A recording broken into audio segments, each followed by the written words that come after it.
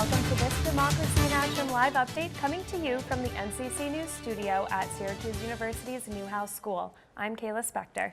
And I'm Matthew Weinstein. Democracy in Action is a collaborative project of Newhouse journalism students working to give you updates throughout the election day. Election Day brings out voters both young and old. NCC's Mike Drew is live at the Elmcrest Children's Center in Syracuse, where some people are choosing to make voting a family affair. Yeah, here at Elmcrest, voters have been strolling in at a fairly consistent rate all day. At last count, over 500 people had officially cast their ballots. Now, briefly earlier today, we were allowed into the gymnasium here where voting is still taking place. Officials told us they expect more people to show up after the standard workday has ended, which would be about now. We met several people who were voting for the first time or the first time in a long time, but one long-time voter showed up with her daughter and told us there's much to gain for parents bringing their kids to the polls. And she gets to see the importance of it, see who's running, and she knows who these candidates are because she's been paying attention with me.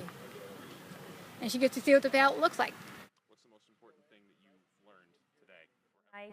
Ann McCormick and her daughter are proud Hillary Clinton supporters, and they're hopeful for a positive result tonight. We'll have more election coverage throughout the night on NCC News online. Right now, back to you. And now to explain some of the numbers and how they could add up in the presidential race, our political reporter Jeff Slauson joins us live in studio. Jeff? Thanks, Kayla. Yeah, the whole election process can seem a little bit confusing. So first, I want to start out with some numbers that actually can show a very telling sign for this coming election. So since 1960, we've only had 3 states, and 2 out of the 3 states have been won. So if those 2 out of 3 states are won, then that means that a person will become president. So right now I'm going to pull up this map here, and those 3 states are going to be Ohio, they're going to be Pennsylvania, and Florida. If you win 2 out of those 3 states, since 1960, you are going to become the president of the United States. Now, here's what's really cool about this. Look at what we have listed as our swing states for this election here. That means, oh, would you look at that? We have all 3 of those states included in there. Included in that we have Nevada, Arizona, Michigan, Ohio, Pennsylvania, New Hampshire, and North Carolina. Now, the key thing here is that these swing states can really decide this election coming up to us. No Republican has won the presidential election since Abe Lincoln without winning Ohio. So that's going to be something that is very, very important coming up to this. So we're going to show you how both of these candidates can get there. First, let's start with Hillary Clinton. We have our polling currently right now. We're assuming that these states are going to go blue based off history and some of the polling that we have collected here. So all of the East states, such as New York, those ones listed, as well as on the West, California, those are essential guarantees. You're seeing states like Texas, those ones pretty much guaranteed to go red. So it's these swing states that we were talking about that are very, very important when it comes to deciding this election. So through these pollings that we polled, we found that Hillary Clinton is at 232 with Donald Trump at 186. So what is Hillary Clinton going to have to do to push her over that 270? Well, for starters, she's going to have to take Michigan and she's going to have to take Pennsylvania, which it does seem like she's going to take. So on the map that we have next here, we're going to show you if she does take these, that means she goes up to 268. That is just 2 delegates short of becoming the president. Now, in order for her to come over that level, we have New Hampshire at 4, and we also have Nevada at 6. If she were to take any of these 2, then she could become the next president. And as the next map will show you, if those are taken, there's the check mark. Next president of the United States is Hillary Rodham Clinton. Now, when it comes to Donald Trump sitting at 186 has some room to grow and has some things to prove right now. So if you go to the next map, we will see if we keep Michigan, we keep Pennsylvania for Hillary Clinton, Donald Trump will have to get Arizona, which is notoriously a red state, including Ohio, as we said earlier, North Carolina, and Florida. So those are 2 of our 3 key states that you would need to win. But the key here is he would have to get all of these just to stay in play at 259. So still below Clinton at 268. So that being the case, he would have to then take Nevada and also would have to take New Hampshire. And if we go to the next map, we'll be able to see if that is the case, Donald Trump is at 270 delegates. The key here, which is something that most people are not looking at, is Nebraska. Now, Nebraska is a split state. Unlike every other state besides Maine, they have a districted vote. So only part of it goes to what the popular said, and then an additional one goes to a different candidate. So if this one vote goes to Donald Trump, that could knock him over the 270. Now, again, this is saying taking Florida. This is saying taking Ohio and North Carolina and these very important and crucial swing states. But let's say that hypothetically, this one from Nebraska did not go to Donald Trump and went to Hillary Clinton.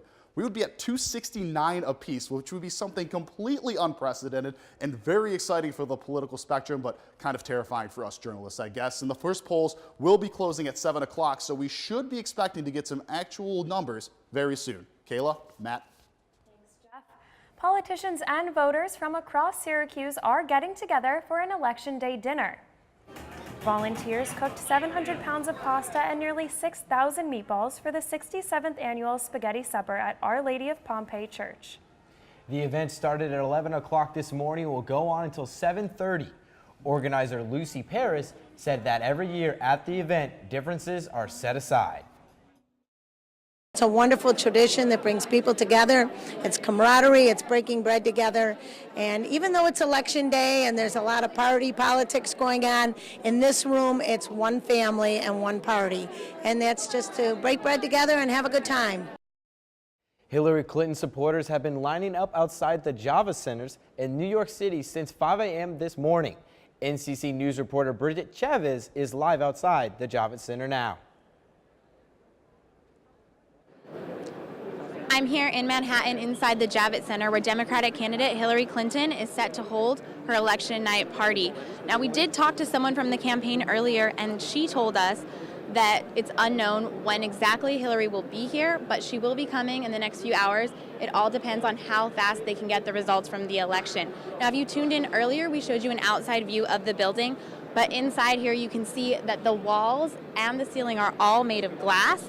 And that's also just to symbolize, again, what the campaign is telling us, the potential for Hillary Clinton to shatter the glass ceiling, potentially becoming the first female president of the United States. And security here is really tight again. We actually were told coming into the building that large equipment is not being allowed anymore at this time. There's 2 rounds of security that we actually had to go through, and guests are going through a whole other line of security. We did talk to 2 of the guests on their way in, and they said there was a line of about 30,000 behind them. So we're going to keep you updated as we get more information as the night goes on. Back to you in the studio.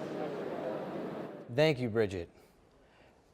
In the congressional race, we have Republican John Katko and running for re-election against Democratic Colleen Deacon. After recent polling, it seems like it could be a probable win for incumbent Katko, despite a close race early on in the campaigns. In the Common Council, incumbent Joel Nicoletti is fighting off Democratic nominee Norm Snyder for the councilor at large. And with many Syracuse students being first-time voters in the presidential election, some students are celebrating the momentous occasion in unique ways. And one loyal Hillary Clinton fan cast her vote today in a pretty unique outfit. Syracuse University senior Shelby Guler is dressed as Hillary Clinton all day, not only to show support for one of the presidential candidates, but to show the historical importance of this election with the first woman officially running for president of the office. And that's it for your 6 p.m. update. We will have continuing election coverage throughout the evening. Tune back in at 8 p.m. for the newest updates. And in the meantime, follow along on the Twitter and hashtag NHDIA for the latest election in the news in Central New York.